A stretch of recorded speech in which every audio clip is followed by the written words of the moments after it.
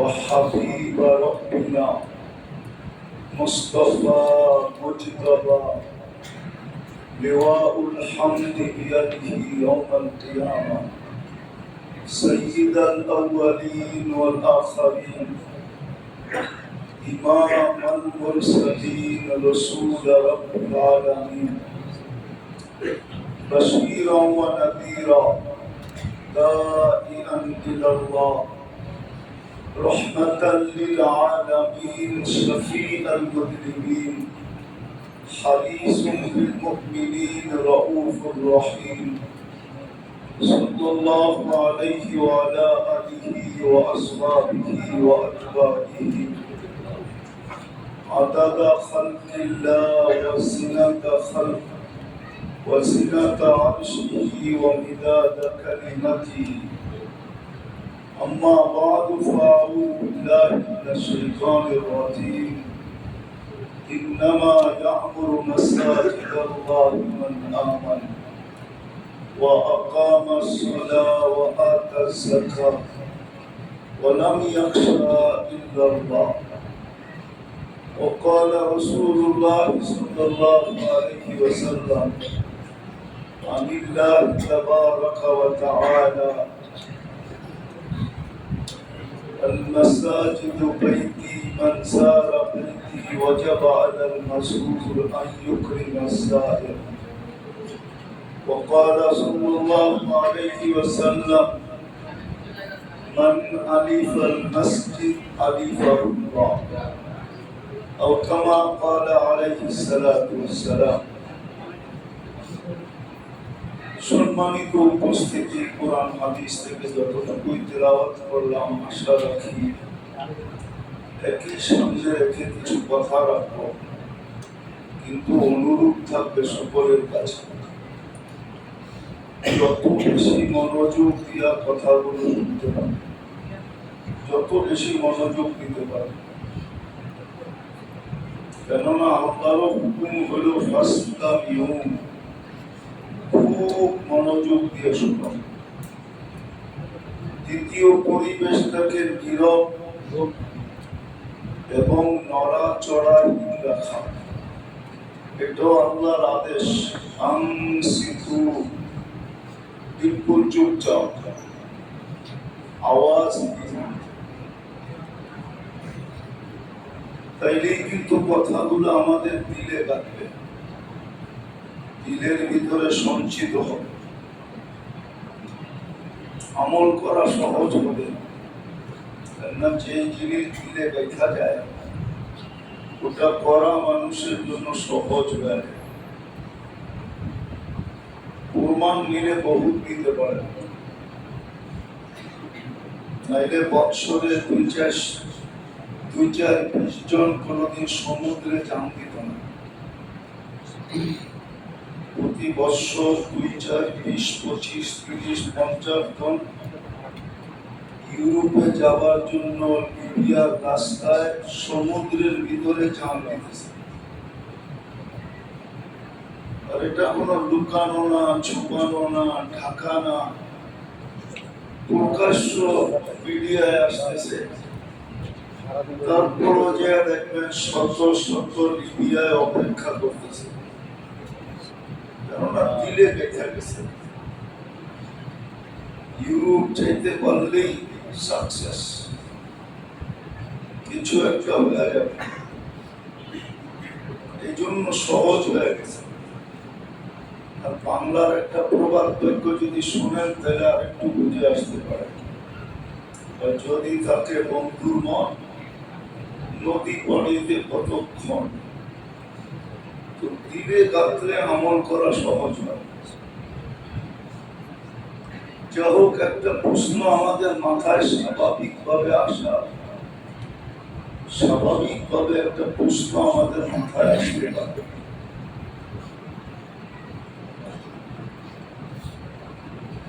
আমি তো সৃষ্টির সেরা মানুষ সৃষ্টির এই প্রশ্নটা মাথায় আসা স্বাভাবিক আমি প্রশ্নটা উপস্থাপন করি তারপরে দেখি আপনাদের মাথায় আসছে না আসতেছে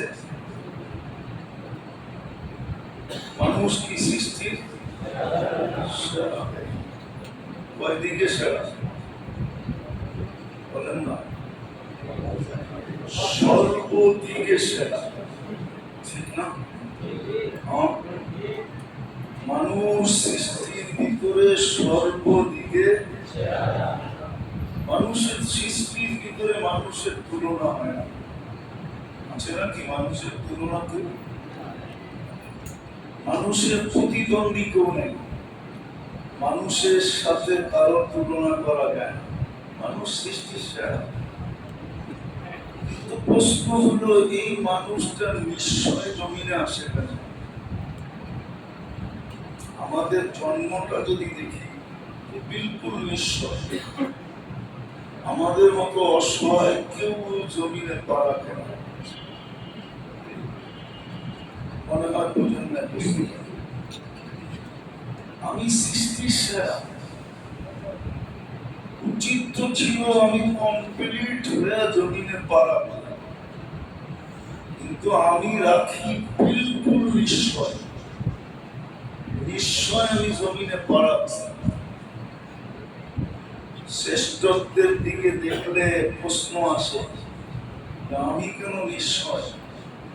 মুরগির বাচ্চা ডিমের থেকে বাহির হয়েই তো দৌড়াইতে শুরু করে, আমাকে তো হাঁটতেই সময় লাগে 2.5 বছর 3 বছর। অন্যান্য প্রাণীর বাচ্চা কাচ্চা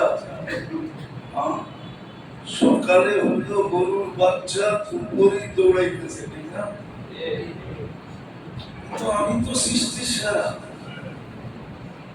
আমি কেন নিশ্চয় আসলাম? এই প্রশ্নটা মাথায় আসা উচিত ছিল। প্রশ্নটা মাথায় না আসার কারণে যাদেরকে বোঝানোর দরকার হতো না, যারা সারা দুনিয়াকে বুঝাইত, আজকে ওদের কি বুঝাইতে হয়? মুসলমানকে বুঝাইতে হতো না। মুসলমান হিসাবে যে জন্ম নিল তাকে কেন বুঝাইতে হবে? তাকে কেন হাতে পায়ে ধরতে হবে? তাকে তো বুঝানোর প্রয়োজন ছিল না। উল্টা সে তো সারা দুনিয়াকে বুঝাইত। কিন্তু আফসোস এই প্রশ্নটা মনে হয় আমাদের মাথায় আজ পর্যন্ত একবারও আসে না, যে আমি কেন নিশ্চয় আসলাম। যা হোক, নিশ্চয় আসার পিছনে একটা মেসেজ আছে। আল্লাহ আমাদেরকে একটা বার্তা দিতে চেয়েছিলেন। বার্তাটারও একটা কারণ আছে, বার্তা কেন দেওয়া দরকার এটাও একটা কারণ আছে। সেটা হলো দুইটা জিনিস আমাদের জন্যই অপেক্ষা করতেছে, আর কারো জন্য দুটা জিনিস অপেক্ষা করতেছে। এই দুনিয়ায় না, আমাদের সামনে দুটা জিনিস অপেক্ষা করতেছে। একটা হলো আমরা চির সফল হব, যেটাকে আরবি ভাষায় শাহাদাত বলে। কিয়ামতের দিন 2 ধরনের ঘোষণা হবে। এই ঘোষণায় বহুত মানুষকে পাগল বানায় দিয়েছে, কিতাবে পড়লে পাওয়া যায়। ইব্রাহিম ইবনে আদহাম রাহমাতুল্লাহ আলাইহি বলছিলেন, জিজ্ঞাসা করা হলো, ইব্রাহিম রাজত্ব ছেড়া পাগল হইলা কেন? তুমি তো রাজাই ছিলা। ইব্রাহিম ইবনে আদহাম রাহমাতুল্লাহ আলাইহি রাজা ছিল, রাজা। বর্তমান রাজাদের মতো না, বড় উচ্চাঙ্গের রাজা ছিল, কিন্তু রাজত্ব ছেড়া দিয়া ফকির হয়ে গেছে। রাত্র জঙ্গলে কাটে, দিন মরুতে কাটে, দিন রাত্র মরুতে কাটলে দিন জঙ্গলে কাটে, ছেড়া দিছে। জিজ্ঞাসা করছিল, ইব্রাহিম কেন ছেড়া দিলাম? তো 3টা-4টা কারণ বলছিলেন, যার ভিতরে একটা কারণ এটাও যে জানি না কিয়ামতের দিন আমার ব্যাপারে কি ঘোষণা হবে।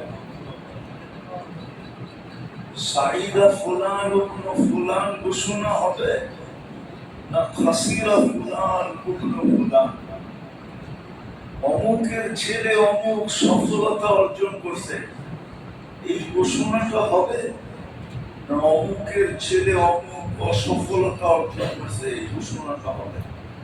জানি না, জানি না। বিদায় এই চিন্তায় আমি পাগল হয়ে গেছি, রাজত্ব ছেড়ে দিচ্ছি। তো আমাদের সামনে দুটা জিনিস অপেক্ষা করতেছে, যেটাকে বাংলায় বললে চির সফলতা অথবা চির অসফলতা। এটা আমাদের জন্যই লেখা, কারোর জন্য লেখা নেই। মানুষই চির সফল হবে, কেননা ফেরেশতা জান্নাতে যাবে না, ফেরেশতার জন্য জান্নাত নাই। ফেরেশতা জান্নাতের কোনো নেয়ামত ভোগ করবে না, ওদের জন্য জান্নাত লেখা নেই, সফলতা লেখা নেই, অসফলতা লেখা নেই। ফেরেশতা যদিও 24 ঘন্টা আল্লাহর গুণগান গায়, কিন্তু ওদের কোনো প্রতিদান নাই। আপনি ভাবছেন আপনাদের ইমাম সাহেব একমত হবে আমার সাথে? জিবরিল আলাইহিস সালাম হাফেজ ছিলেন, হাফেজ, কোরআনের হাফেজ ছিলেন, নাইলে রমজানে আল্লাহ রাসূলের সাথে দাওয়াত করতেন কি করে? দাওয়াত বোঝেন? আল্লাহ রাসূল কোরআন শুনাইতেন, উনি শুনতেন, উনি শুনাইতেন, আল্লাহ রাসূল শুনতেন। কিন্তু ওনার জন্য তো কোনো পুরস্কার নেই। ফেরেশতা 24 ঘন্টা আকাশে 4 আঙ্গুল জ্বালা খালি নেই। ইল্লা মালাইকাতুন কাইমুন আও রাকিউন আও সাজিদুন আও জালিসুন মিন আউয়ালি খালকিহি ইলা ইয়াউমিল কিয়ামah। জন্ম লগ্ন থেকে কিয়ামত পর্যন্ত কেউ দাঁড়ানো, কেউ রুকুতে, কেউ সিজদায়, কেউ বসা। আল্লাহর গুণগানে রত, ইউসাব্বিহুনা বিতাসবিহি রাব্বি ওয়া ইউকাদ্দিসুনা বিতাকদিসি রাব্বি ওয়া ইউমাজ্জিদুনা বিতামজিদি রাব্বি। আল্লাহর এক এক গুণগানে রত। লা ইয়াগফাল, গাফিল হন না, উদাসীন হন না। ওয়ালা ইয়ালতাফির, এদিক ওদিক তাকানো না। কতটুকু সময়ের জন্য? তারফাতা আইন, চোখের পলক ঝরতে যতটুকু সময় লাগে এতটুকু সময়ের জন্য। কিয়ামতের সকালে বলবে, একটা চিৎকার দিবে আর বলবে, মা আবাদনাকা হাক্কা ইবাদাতি। আল্লাহ তোমার শান অনুযায়ী বন্দেগী হয় নাই। ওয়ালাকিন নাশহাদু লা নুশরিকু বিরাব্বিনা আহাদা। আমরা সাক্ষী দিতেছি আপনার সমকক্ষ কেউ নাই, কিন্তু একটা সওয়াব পাবে না, একটা। কোনো বিনিময় নাই, কোনো বিনিময়। ফেরেশতাও জান্নাতে যাবে না, দুজকেও যাবে না। এই জিনিস আপনার আমার সামনে অপেক্ষা করতেছে। অস্তিত্ব দিলেন কিন্তু নিশ্চয়, কিন্তু যুক্তি বলে আমি সৃষ্টি সেরা, আমার আশা উচিত ছিল কমপ্লিট হয়ে। বিলকুল, এটাই তো যুক্তি বলে না, বলে না কি? আপনাদের যুক্তিতে এটা বলে না? আমি কেন এরকম নিশ্চয় আসবো? মুরগির বাচ্চা বাহির হয়ে দৌড়াইতেছে, চিকচিক করতেছে, খাদ্য খাইতেছে, মার ডানার নিচে সুরক্ষা নিতেছে। আমি 2 বৎসর বিছনায় পড়ে আছি, শুয়ে আছি, না চিক না খাই। আমি এরকম নিশ্চয় কেন? হাদিসও বলতেছে তুই নিশ্চয় মিসকিনা কুনতা মিসকিনা ফালা লাকা সিনুন তাক্তা, দাঁত ছিল না, দূর থেকে কাটবে। ওয়ালা লাকা লিসানুন তানতিক, জিহ্বা আছে, বাকশক্তি নাই। ওয়ালা লাকা উদুনুন তাসমা, কান আছে, শ্রবণ শক্তির কার্যকারিতা নাই। ওয়ালা লাকা আইনুন তানদুর, চক্ষু আছে, দৃষ্টি শক্তির কার্যকারিতা নাই। ওয়ালা লাকা আকলুন তুমাইয়িজ, মগজ আছে, ভালো মন্দ বুঝার ক্ষমতা নাই। ওয়ালা লাকা কলবুন তাতাফাক্কার, দিল আছে, চিন্তা কি জিনিস বুঝি না। ওয়ালা লাকা ইয়াদুন তাবতিশ, হাত আছে, ধরার ক্ষমতা নাই। ওয়ালা লাকা রিজলুন তামশি, পাও আছে, চলার ক্ষমতা নাই। সগীরা, বড় ছোট, সগীরা, বড় ছোট, যঈফা, বড় দুর্বল, জাহিলা, বড় বড় অজ্ঞ। তোমার চেয়ে অজ্ঞ কেউ নেই। কোরআন বলে লা তা'লামুনা শাইআ, কিচ্ছু জানো না। শুধু জানে কি করতে? বলেন না, বাচ্চা হলে কি করতে জানে? শুধু জানে ওয়া ওয়া ওয়া ওয়া, ঠিক না? আল্লাহ বলে একটু আমি শিখে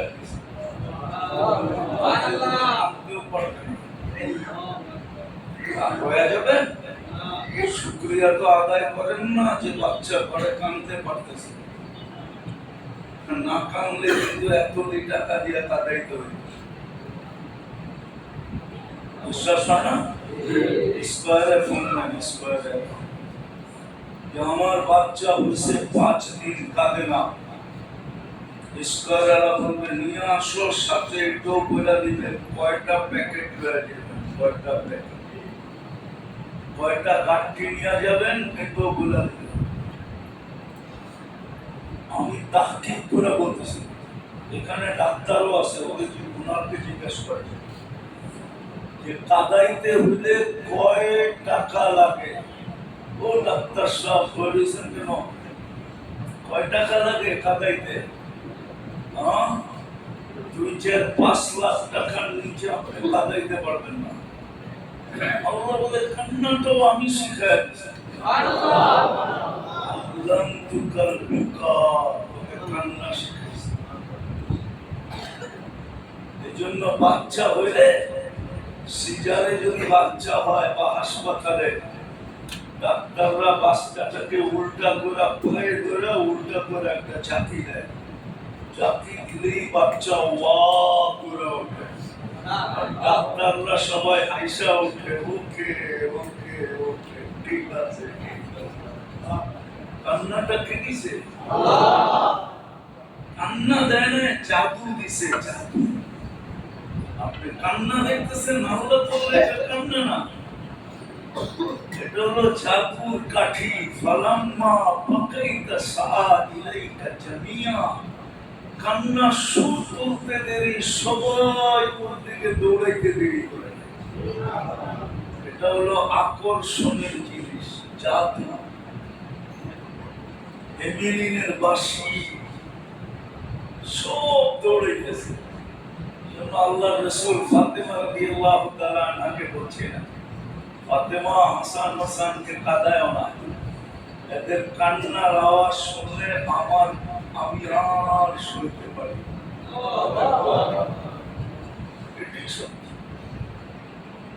কান্না নাই। ফালাম্মা বাকাইতা সাআ ইলাইকা জামিয়া, এটা হলো তুফান। তুফান যেরকম সমুদ্রকে উতাল করে তোলে, নদীকে উতাল করে কিসে? মনে হয় বোঝেন না বাংলা বাংলা।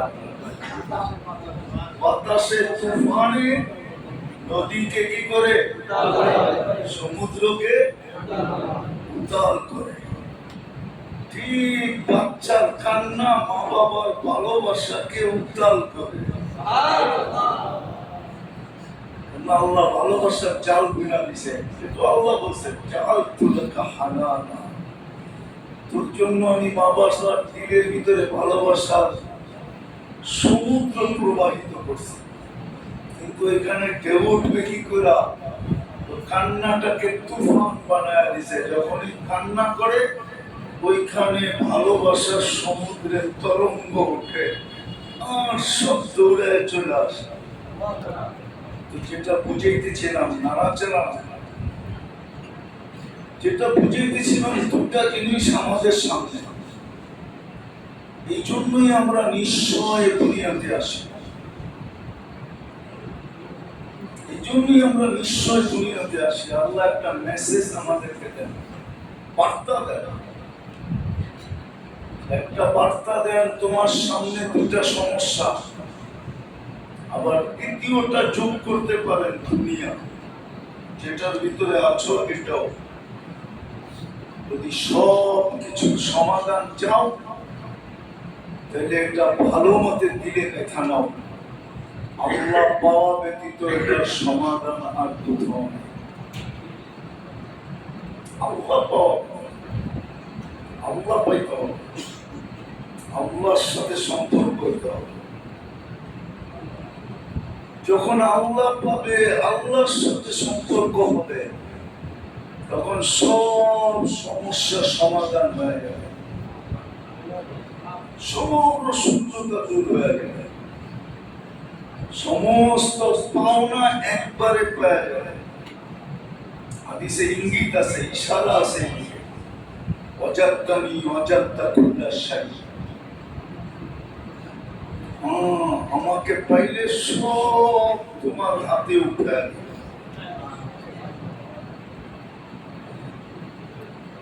এই জন্যই আমাদেরকে নিশ্চয় অস্তিত্ব দেওয়া, তাইলে যুক্তি বলে না আমরা নিশ্চয় কেন আসবো, কিন্তু নিশ্চয় আসার কারণ আমাদেরকে বার্তা দিতে হবে, মেসেজ দিতে হবে যে তুমি যদি পূর্ণতা চাও, আল্লাহ পাওয়া ব্যতীত তোমার সামনে দুই সমস্যার সমাধান হবে না, এইখানের সমস্যার সমাধান হবে না, দুনিয়ার সমস্যার সমাধান হবে না। বিশেষ করে যাদেরকে মুসলমানের ঘরে আল্লাহ জন্ম দিয়েছেন, নিজের ইচ্ছায়, ইচ্ছাটা কার? পছন্দটা কার? আল্লাহ ছিলেন। কত বড় সত্তার পছন্দ, কত বড় আল্লাহর পছন্দ। আল্লাহ কত বড়, শুধু আল্লাহু আকবার বলি, কখনো তো অ্যানালাইসিস করি না যে আল্লাহ বড় কত। এই জন্য তো আল্লাহ মাঝে মাঝে আমাদেরকে বলছিলেন, উনজুর ইলা শামসি উনজুর ইলা সামাই ওয়া ইরতিফাইহা। মাঝে মাঝে আকাশটা এই দৃষ্টিভঙ্গিতে দেখো আর উচ্চতাটা দেখো। হতে পারে আল্লাহু আকবারের একটু অ্যানালাইসিস তোমার ভিতরে আসবে। কত বড়, কোটি ছাড়া দাঁড় করায় দিয়েছেন। তারাও না বিগাইরি আমার, একটাও না, সাবা সামাওয়াতিন তিবাকা, সাতটা, সবগুলো এক সমান বড় না। আল-উলা আমামা সানি কাহালকাতিন ফিল ফাদা। দুনিয়ার সবচেয়ে বড় স্টেডিয়াম, যেখানে ইন্টারন্যাশনাল খেলা হয় ফুটবল, বলটাকে বিডেলে রাখলে মাঠের তুলনায় বলটা যেরকম ছোট, প্রথম আকাশটা দ্বিতীয়টার সামনে এরকম ছোট। এটার নাম হলো আল্লাহু আকবার। অ্যানালাইসিস তো করি না, রাগ হয় না। আজকে এই দুরবস্থা কেন মুসলমানদের? যেই জাতি বসে বসে খাবে, ওই জাতি আজকে কেন মাথার ঘাম পায়ে ফেলে?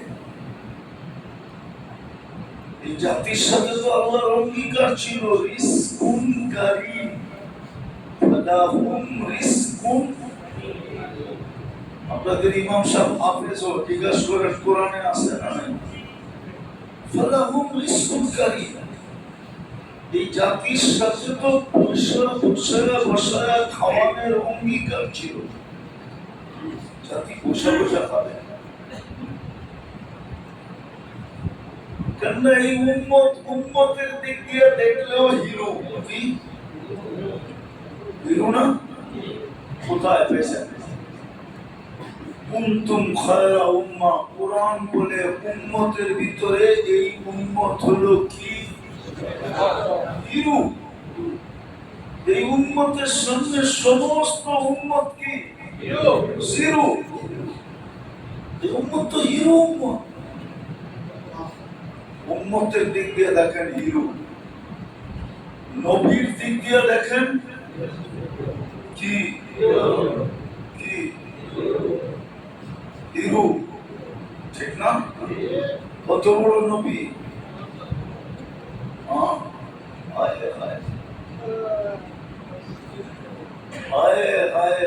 বুঝলাম না। যিনার স্থান আল্লাহর পাশে, কাবা কাউসাইনি আও আদনা সুম্মা দানা ফাতাদাল্লা ফাআওহা ইলা আবদিহি মা আওহা, যার স্থান আরশের উপরে আল্লাহর পাশে। যখন কোন সৃষ্টি ছিল না, শুধু আল্লাহ ছিলেন, তখন ওনার অস্তিত্ব ছিল আল্লাহর সামনে। কোরআন দিতেছি আমি, কোরআন দিয়ে দিতেছি। ইয়াসিন ওয়াল কুরআনিল হাকীম ইন্নাকা লামিনাল মুরসালিন। ইন্নাকা, এই গ্রামার আমাকে বলে আল্লাহ সৃষ্টির 1000 বছর আগে, সমগ্র সৃষ্টির 1000 বছর আগে সূরা তাহা, সূরা ইয়াসিন তেলাওয়াত করেছিলেন। ইয়াসিনের শব্দ বলে আল্লাহ প্রথম ডাক দিয়েছেন ইয়াসিন। ইয়াসিন আমাদের নবীজির নাম, আল্লাহ রাখছেন, বন্ধুর নাম রাখছেন ইয়াসিন, ডাক দিয়েছেন। তারপরে বলছে ইন্নাকা। ইন্নাকা গ্রামার বলে সামনে উপস্থিত বসা, সামনে যিনি সমগ্র সৃষ্টির আগে আল্লাহর সামনে উপস্থিত। কোন রূপে ছিলেন আমি জানি না, রূপ নিয়ে আমার কাছে কোনো তর্ক বিতর্ক নেই, কিন্তু গ্রামার বলেছিলেন। নাইলে আল্লাহ ইন্নাকা বলে তো বলে কি বলা, ইন্নাকা লামিনাল মুরসালিন। নবীর দিকে তাকাইলে দেখা যায় কি হিরো, শ্রেষ্ঠ।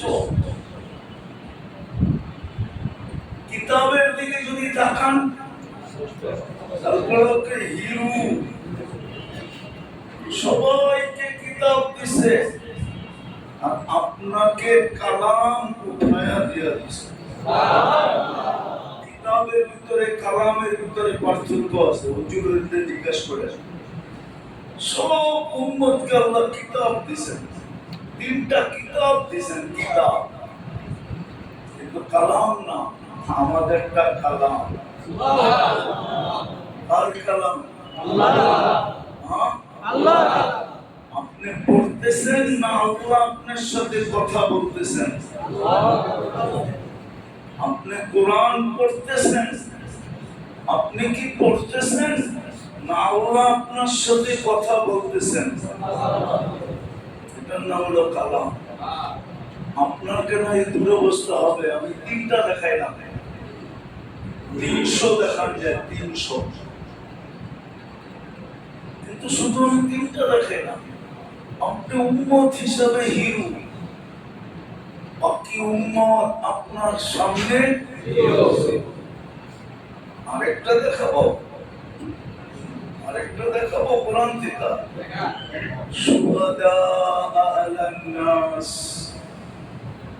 আমাদের সাক্ষী ব্যতীত কিয়ামতের দিন কেউ পার পাবে না।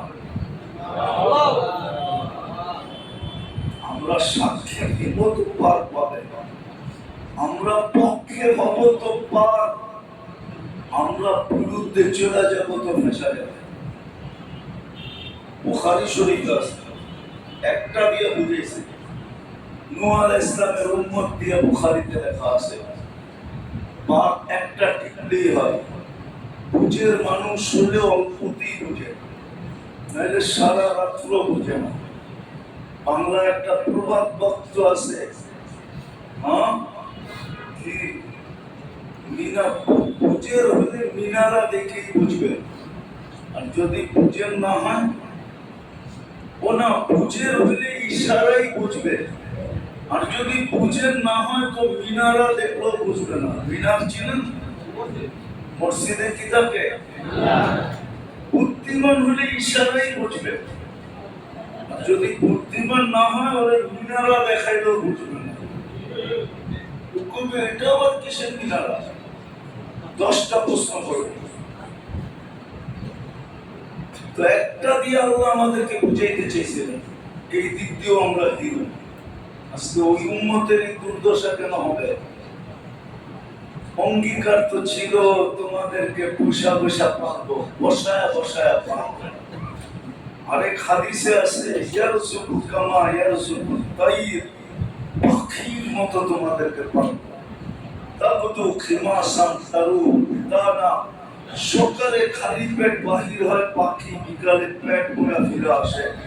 তোমাদেরকে এরকম বসায় বসায় পাখির মতো পাবো। আজকে উম্মতের কান জোরে কেন? উম্মতের সাথে তো অঙ্গীকার ছিল, উলাইকা লাহুমুল আমান। কোরআন বলে তোমাদেরকে নিরাপত্তার চাদর দিয়ে ঢেকে রাখবে। আমাদের নবীজির সাথে অঙ্গীকার ছিল। আল্লাহ যখন দুনিয়া থেকে চলে যেতেছেন তো প্রশ্ন উঠছে, আমি চলে যাব, উম্মত কে দেখবে? আল্লাহ অঙ্গীকার করছেন, আপনি চলে আসেন, লা আতরুকু উম্মাতাকা ফারদা ওয়ালা ওয়াহদা। আপনার উম্মতকে আমি একা ছাড়বো না, আমি দেখা রাখবো, আপনি চলে আসেন। ওই উম্মত আজকে কেন নিরাপত্তাহীনে ভুগতেছে? উম্মতের কোথাও নিরাপত্তা নেই, আছে নাকি? দেখান এই জায়গায় নিরাপত্তা আছে, কিন্তু উম্মতের নিরাপত্তা নেই। ইজ্জত উম্মতের জন্য ছিল, ইন্নাল ইজ্জাতা লিল্লাহি ওয়া লিরাসূলিহি ওয়া লিল মুমিনিন। উম্মতে মুহাম্মাদের জন্য ইজ্জত তৈরি হয়েছে। তাইলে আমার মনে হয়, আমার ধারণা, আল্লাহ ইজ্জতই তৈরি করতেন না যদি উম্মতে মুহাম্মাদি না আসতো। ইজ্জত শব্দটা তৈরি হতো না, যেমন দুটা শব্দ তৈরি হতো না যদি আবু বকর না হইতো তো সিদ্দিক শব্দ তৈরি হতো না, যদি উমর না হইতো তো ফারুক শব্দ তৈরি হতো না, যদি খালেদ তৈরি না হইতো তাহলে সাইফুল্লাহ শব্দটা তৈরি হতো না। এরকম আরো 50টা দেখা যায়। ঠিক এরকমই ইজ্জত শব্দটা আমাদের জন্য তৈরি। আজকে মুসলমানের যে বেইজ্জত কেউ নেই। এই জন্যই তো আমাদের যুবকদেরকে আমরা বুঝাইতে পারতেছি না, আমাদের সমাজকে বুঝাইতে পারতেছি না। শিক্ষিত তারপরও বোঝে না, এডুকেটেড তারপরও বোঝে না, আমাদের যুবতীরা বোঝে না, ঘরের নারীরা বোঝে না। কারণ ওরা সারাদিন মিডিয়ায় দেখতেছে মুসলমানের মতো বেইজ্জত কেউ নেই। মুসলমান শব্দটাই এখন দুনিয়াতে সবচেয়ে নিকৃষ্ট শব্দ। আপনি নাউযুবিল্লাহ বললে কি হবে? আপনার ঘরের সন্তান তো এটাই মনে করে। নাইলে ওদের গেটআপ কেন চেঞ্জ করা যায় না? ওদের চুলের স্টাইল কেন চেঞ্জ করা যায় না? ওদের পোশাকের স্টাইল কেন চেঞ্জ করা যায় না? 31st নাইট কেন চেঞ্জ করা যায় না? 14 তারিখ কেন চেঞ্জ করা যায় না? হাজারো জিনিস কেন চেঞ্জ করা যায় না? দিন দিন বাড়তেছে। এর বিরুদ্ধে বললে আমাদের উপরে আঙ্গুলি উঠতেছে, আমরা নিশানা দিয়ে রাখতেছে, সুযোগ পাইলেই হ্যান্ডকাপ। বলাও যায় না, বলাও আপনি ভাবেন কাজে দিবে, অথচ অঙ্গীকার ছিল সবচেয়ে বেশি ইজ্জত আমাদের ছিল ছিল ছিল। ইতিহাসের পাতায় উঠায় দেখেন ছিল। মুসলমান সবচেয়ে ইজ্জতদার ছিল, সবচেয়ে সম্মানিত ছিল। দুই এক বছর ছিল না, দুই এক যুগ ছিল না, শত শত বছর ছিল। ইতিহাস উঠান, ঘুরেন ঘুরেন, তারপরে বলবেন বাইরে বলবেন ছিল মুসলমান ইজ্জতওয়ালা। আবারও একটা দিন আসবে ইনশাআল্লাহ, মুসলমানি ইজ্জতওয়ালা হবে, মুসলমানি ইজ্জতওয়ালা হবে। একটা দিন অচিরেই আসবে, বেশি দিন বাকি নেই। কুল্লু শাইইন ইয়ারজিউ ইলা আসলিহি, সব জিনিস আসলের দিকে ফিরে। ইনশাআল্লাহ ইসলামও তার আসলের দিকে ফিরবে, আমরাও আসলের দিকে ফিরব, অচিরেই ফিরব ইনশাআল্লাহ। কিন্তু এখন বুঝাইতে কষ্ট হইতেছে। যুবক বুঝে না ওর যৌবনের দাম কত, ওর বুঝে ওর ফ্যাশনই যৌবনের দাম। ও যত ফ্যাশন করবে যৌবনের দাম তত হবে। ওইটা ওর চুলের স্টাইলকে দাম বোঝে, পোশাকের স্টাইলকে দাম বোঝে, সারাদিন ইন্টারনেটে পড়া থাকার নাম দাম বোঝে। অথচ ওর যৌবন যে মাটিতে মিশতেছে ও জানে না। আজকে আমাদের যুবকদের যৌবন মাটিতে মিশা যেতেছে, মাটিতে। যুবক আর যুবতীদের ওই প্রবাদ বাক্য বাংলাদেশে অচিরেই সত্য হবে, পুরীতে পুরী হয়ে যাবে, পুরীতে পুরী। ইন্টারনেটের কারণে, ইন্টারনেটের কারণে যৌবন, ইন্টারনেট মাদকের চেয়েও জঘন্য। আপনার আমাকে, আমি বিরোধিতা করতেছি না, পূজনের জন্য বলতেছি। মাদক যেরকম যৌবনকে মাটিতে মিশিয়ে দেয়, ইন্টারনেট এরকম যৌবনকে, যুবককে, যৌবনকে মাটিতে মিশিয়ে দেয়। ওই যৌবন নারীর হোক আর পুরুষের হোক, মাটিতে মিশিয়ে শেষ হয়ে যায়। যদিও আমাদের সমাজে ডাক্তাররা বলে না, তারা জানে যে ইন্টারনেটের প্রভাব, আজে বাজে জিনিসের দেখার প্রভাব যে কোথায় পড়ে এটা এরা জানে। এটা কোথায় যে অ্যাটাক করে এটা এরা জানে, ডাক্তাররা জানে, স্বাস্থ্য সংস্থা জানে, কিন্তু বলবে না। যৌবন মাটিতে মিশে যেতেছে। যাক, এটা আমার আলোচ্য বিষয় না। আমি যেটা বুঝাইতে চাইতেছি, ঈশ্বর ছিল আমাদের, কিন্তু আজকে মুসলিম শব্দটাই, যদি মুসলিম শব্দটাই, আল্লাহ রাসূল বলছে একদিন আসবে শুধু নামটা ব্যবহার হবে। সায়াতি আলা উম্মতি জামান লা ইয়াবকা মিনাল ইসলাম ইল্লা ইসম, শুধু নামটা থেকে যাবে, আর কিছু থাকবে না। আল্লাহ রাসূলকে জিজ্ঞেস করছে ক্ষতি হবে কি, তো ক্ষতিটাও বলছে ইদা আদমাত উম্মতি আদ-দুনিয়া মুসিয়াত মিনহা হাইবাতুল ইসলাম, তখন দুনিয়ামুখী হয়ে যাবে, দুনিয়াই লক্ষ্যবস্তু হবে। আজকে যেরকম ফ্যাশন লক্ষ্যবস্তু, ডিজাইন লক্ষ্যবস্তু, ইসলাম লক্ষ্যবস্তু,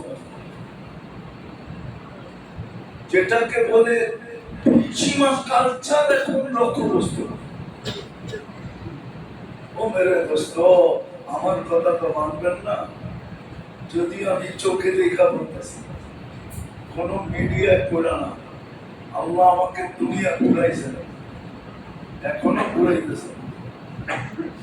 আমি দুনিয়া বড় গভীর থেকে দেখছি, আমার উন্নত দুনিয়ার খালি নিউজিল্যান্ডে যাই না, বাকি ইউরোপের কোন দেশ নাই যেখানে আমি না গেছি। আপনাদের উন্নত দুনিয়া, কানাডা, অস্ট্রেলিয়া, আমেরিকা, সব আমার চষা শেষ। এই জন্য আমি গভীর থেকে বলতেছি, গভীর থেকে। নাইলে এই ব্যথার কথা আমি বলতাম না, ভিতরে ব্যথা। সুযোগ পেলে আপনাদেরকে কিছু বলি, নাইলে বলতাম না, কোনো প্রয়োজনই ছিল না আমার। যেটা বুঝাইতেছিলাম, আল্লাহ রসুল নাম থেকে যাবে, ইসলামের গুরুত্ব মহত্ব মুসলমান হারায় ফেলে, আজকে হারায় ফেলছে। আজকে পশ্চিমাদের কালচারে আমরা সবাই আকৃষ্ট, আর পশ্চিমারাও বুঝে নিছে হাম তো ডুবে হ্যাঁ সনম তুঝে লে ডুবেঙ্গে। আমরা ডুবছি, তোমারে ডুবে ছেড়া দেবে। আমার তো সবচেয়ে বেশি ব্যথা লাগে কখন জানেন? বলবো, যখন আমি বৃদ্ধাশ্রম দেখি। বলতে পারবো না আপনাদেরকে, বললে বলবেন আপনি আবার গান শিখলেন কবে, ঠিক না? ছোটবেলা শুনছিলাম যখন স্কুলে পড়তাম, মনটা যদি খোলা যেত সন্দুকের মতো, দেখাইতে পারিতাম ব্যথা পাই কত। সন্দুকের মতো তো মন খোলা যায় না। যখন বৃদ্ধাশ্রম আমার দেশে দেখি, আমার দেশে, তো মনে হয় বুকটা ফেরা যেতেছে। মুসলমানের সমাজে বৃদ্ধাশ্রম, সন্তান তার জান্নাত উঠায় রেখে দিয়েছে বৃদ্ধাশ্রমে। মা বাবা তো জান্নাত।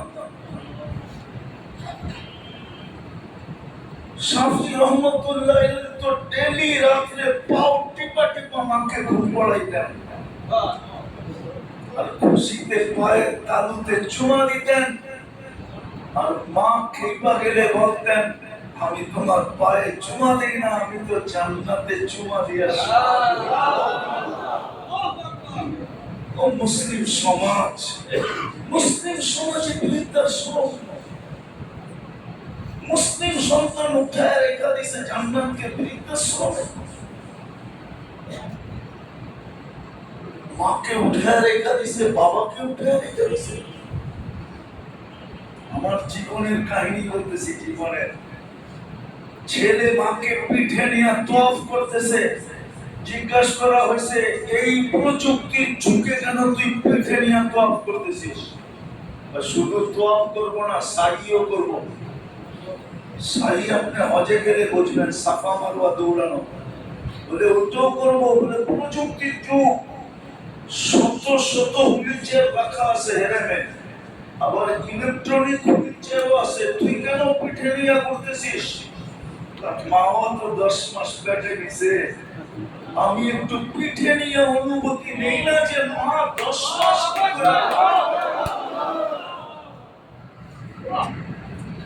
মা 10 মাস আমাকে কি করে পেটে রাখছে, এটার একটা অনুভূতি আমার নিতে হবে না? এই জন্য আমি পিঠে নিয়ে তওয়াফ আর সাই করবো, তওয়াফ আর সাই। আবু হুরায়রা রাদিয়াল্লাহু তাআলা আমাকে জিজ্ঞাসা করেছিলেন আমি মায়ের ঋণ শোধ করতে চাই, বলে কি করা? বলে মদিনার থেকে পিঠে উঠাবো আর পুরো হজ পিঠে করে করাবো, আবার মদিনায় আসবো পায়ে হাইটা, মদিনায় এসে নামায় দিব। আবু হুরায়রা রাদিয়াল্লাহু তাআলা হাইটা বলছে বেটা, এক ফোঁটা দুধের ঋণ শোধ হবে না, 10 মাসের কথা পরের কথা। কোরআন তো বলে ওয়াহনুন আলা ওয়াহনি, মা সন্তান যখন পেটে রাখে তো কষ্টের স্তূপ দিতে থাকে, স্তূপ। ওয়াহনুন আলা ওয়াহনি, যে গান কোরআনে আছে না ভাই? ওয়াহনুন আলা ওয়াহনি, রুটির উপরে রুটি, রুটির উপরে রুটি, কষ্টের উপরে কষ্ট, কষ্টের উপরে কষ্ট। 10 মাস জমা করতে করতে হিমালয়ের চেয়ে বড় হয়ে যায়। ইমাম গাজ্জালী লিখছেন রাহমাতুল্লাহি আলাইহি, লাউ উলকি আলা জিবাল লানশাক্কাল জিবাল। ছাত্রদেরকে বলছিলেন বেটা, দুনিয়ার কোন কঠিন পাথরের পাহাড়কে নির্বাচিত কর, আর তোর মার 10 মাস কষ্টকে যদি যান্ত্রিক রূপ দেওয়া যায় আর ওই পাহাড়ে নিক্ষেপ করা হয়, লাল সাক্কার জীবন পাহাড় টুকরা টুকরা টুকরা টুকরা হয়ে মাটিতে মিশা যাবে। তোর মা ওই কষ্ট করছে 10 মাস পেটে, ওই মাকে রেখে সে বিদ্যাস হবে।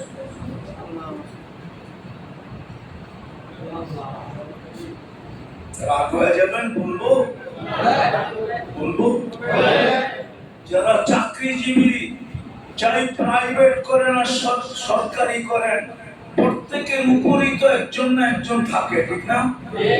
না থাকে না? সারাদিন যত কথা শুনতে হয়, প্রাইভেটে তো বেশি শুনতে হয় সারাদিন, ঠিক না? বুঝেন কথা? কি কথা?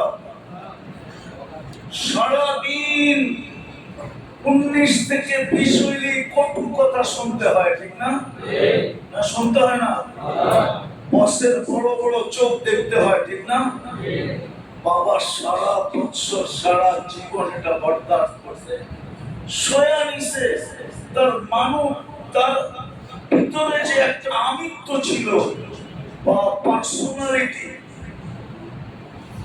ছিল, ওটাকে মাটির সাথে মিশিয়ে দিছে। সে শুধু সন্তানের চেহারার দিকে দেখবা, আমি জবাব দিলেই চাকরিটা থাকবে না, আমার সন্তান বড় হবে কি করে। ওই বাপ উর্দুতে বলে ডেলি বেইজ্জত হয়ে যে বাপ কর্মস্থল থেকে বাড়িতে ফিরে, এমন কোন বাপ নাই। চাকরিজীবী হোক, পার্সোনাল চাকরি, রিক্সা, ভ্যান, অটো যারা চালায়, ওরা ডেলি বেইজ্জত হয়ে বাড়িতে, ঠিক না? সেই বাপ ডেলি তোর জন্য বেইজ্জত হয়ে বাড়িতে ফিরত, একদিনের নিজের ভিতরের আমিত্ব কোনোদিন ফুটে উঠত না, ব্যক্তিত্বের বিকাশ করতো না। যেমন আল্লাহ রাসূল ওমর রাদিয়াল্লাহু তাআলা জান্নাত দেখছেন, বাহির থেকে দেখতেছিলেন। জিবরিল জিজ্ঞাসা করে, এটা কি দেখেন? এত সুন্দর প্লেস কার, এত সুন্দর। তো জিবরিল আলাইহিস সালাম একটু ঘুরে জবাব দিয়েছে, বলছে দিশাব কুরাইশি, এটা কুরাইশি যুবকের। বলছে আমরা সব কুরাইশি, আমিও তো কুরাইশি যুবক, মনে হয় আমারই।